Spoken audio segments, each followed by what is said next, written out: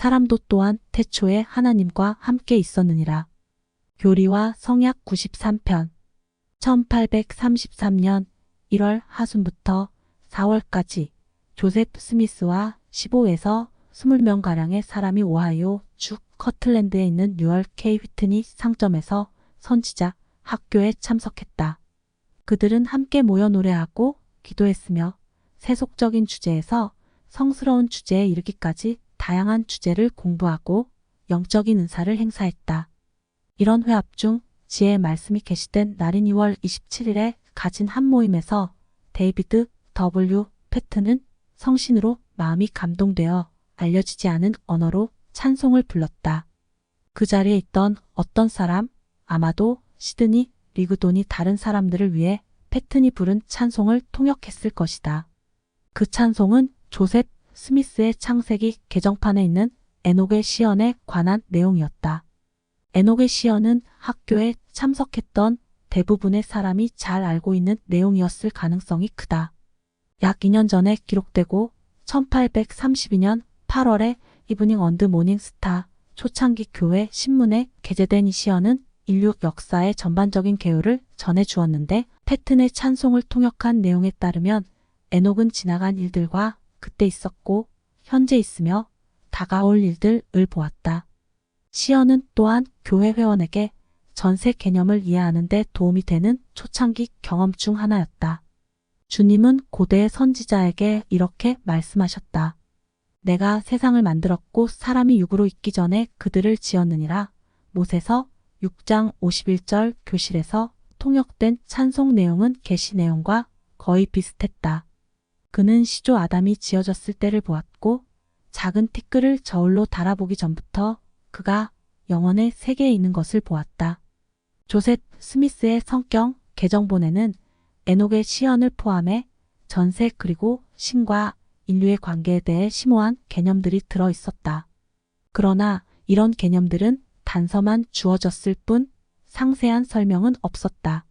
우리는 통역된 찬송을 통해 이들 초기 회원들이 이런 단서가 의미하는 바가 무엇일지 곰곰이 생각하면서 느꼈을 흥분을 능히 느낄 수 있다.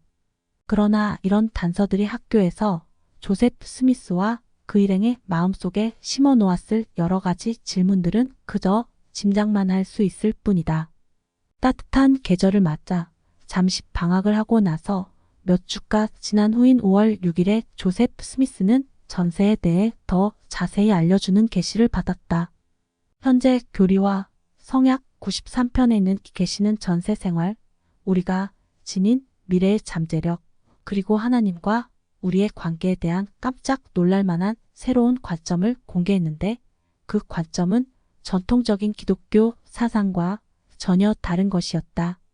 5세기 이후로 정통 기독교에서는 창조주와 그의 창조물 사이에는 감히 건널 수 없는 틈이 있다고 생각했다. 그러면서 기독교도들은 인류가 무에서 창조되었다고 믿게 되었다. 하나님은 기존의 재료를 이용해 무언가를 만들어내는 장인이 아니며 그분의 창조물과는 전혀 다르고 동떨어진 신비롭고 알 수 없는 존재였다. 성경에서 하나님과 우리의 관계를 부모 마이너스 자식 관계로 설명한 것은 실제적인 가족 관계가 아니라 하나의 비유라는 개념이 널리 퍼져 있었다. 이와 다른 견해를 제시한다는 것은 대부분의 기독교 사상가들에게는 하나님을 불경하게 깎아내리거나 인류를 위험하게 격상시키는 것이었다. 5월 6일에 주어진 계시는 담차고 새로운 것이었지만 옛날에도 있었던 친숙한 것이기도 했다.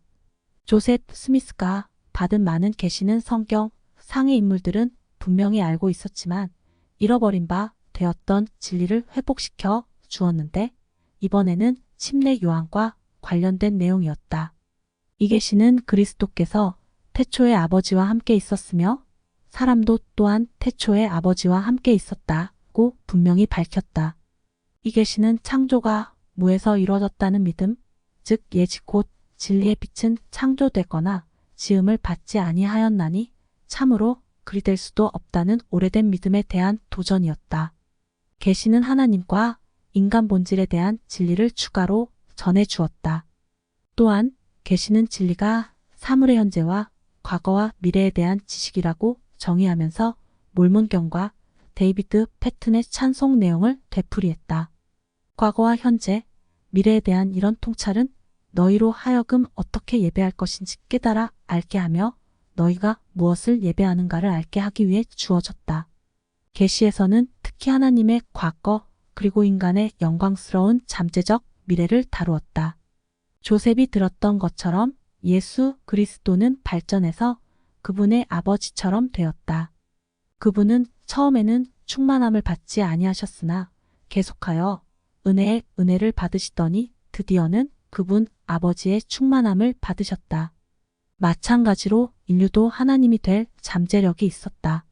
하나님의 계명을 지키는 남자와 여자는 은혜로 은혜를 받아 그들 또한 그의 충만함을 받게 되고 내가 아버지로 인해 영화롭게 된 것 같이 나로 인해 영화롭게 될 것이다. 사물의 실제적 현재에 대한 이런 뻗뜨기는 통찰로 인해 하나님과 그분 자녀와의 관계에 대한 옛적의 이해를 재발견했으며 또한 몰몬이 기독교 전통의 영향을 받아 갖고 있던 창조주와 피조물 사이에 있던 커다란 간극을 좁혔다. 조셉 스미스는 여생 동안 계시가 주는 이런 놀라운 가르침에 담긴 의미를 깊이 생각하며 많은 시간을 보냈다. 여러 해가 지난 후 나부에서 그는 자신의 마지막 대회 말씀을 전하면서 이 진리를 가장 완벽하게 표현했다.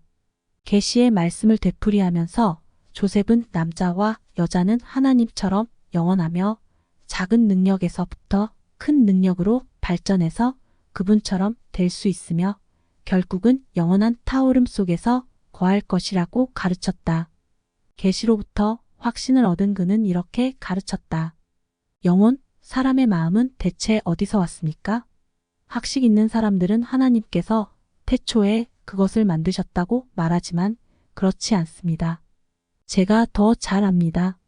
하나님께서 제게 그렇게 말씀하셨습니다.